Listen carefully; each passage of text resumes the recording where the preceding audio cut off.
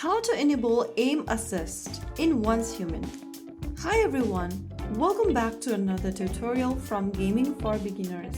Today in this video, I'm going to be guiding you through how to enable aim assist in Once Human. First of all, launch open Once Human game on your device. Once you're inside the home page of Once Human or the game section, go ahead and click on the three dots at the top right corner.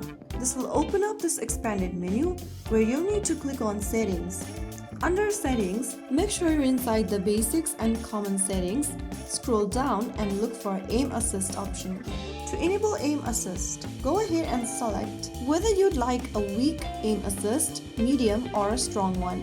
If you want to enable aim assist, then I'm just gonna recommend you to tap on strong so that you have this strong aim assist, and once you do that, you'll be able to enable or adjust aim assist in Once Human. So that is how it's super easily done.